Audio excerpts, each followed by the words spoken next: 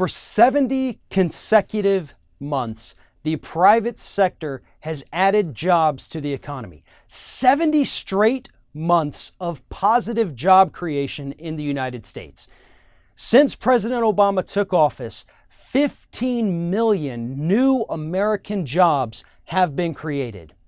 The stock market has rebounded from when it crashed under Bush, and overall, the economy is doing much, much better than it did under George W. Bush or any other Republican rule.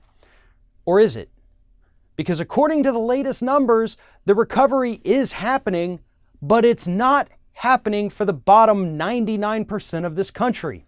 In fact, the only people who are really feeling the effects of this economic recovery are the people who are millionaires and billionaires. During this time of so-called economic recovery, the majority of the wealth that has been created has gone to the already wealthy, the top 1%. In fact, we have more billionaires in this country today than we did when President Obama took office. And those who were already billionaires have all seen their levels of wealth increase. So what's happening? With 70 straight months of job creation, 15 million new jobs, why is the 99% not getting any of this recovery benefit? It's because those jobs that are being created are not well-paying jobs. They are not jobs that have good benefits that help people survive.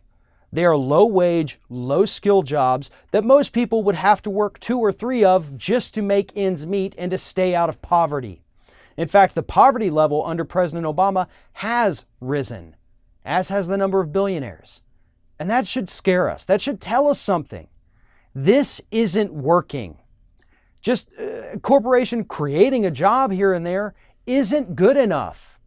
We have to do more. They have to be jobs that pay living wages. They have to provide benefits like health care and paid sick leave and paid maternity leave and paternity leave. They need to have jobs that they can count on to know that if they get sick and have to go in the hospital for a week, that 1, they're not going to come out of that hospital in bankruptcy, and 2, that their job is going to be waiting for them when they come back. That's the kind of economic recovery that we need. The middle class needs to have buying power, because when the middle class is not able to spend money on goods and services, the rest of the economy falls. And that's what we've seen for far too long with trickle-down economics from Republicans. But these numbers also show that the millionaires and billionaires in this country can absolutely afford to pay more in taxes. And not just in taxes, they can afford to pay their workers more. They can afford things like better health insurance. It doesn't just have to be a plan that helps people scrape by. They could afford the really, really great, low deductible, low copay health insurance plans. But they won't.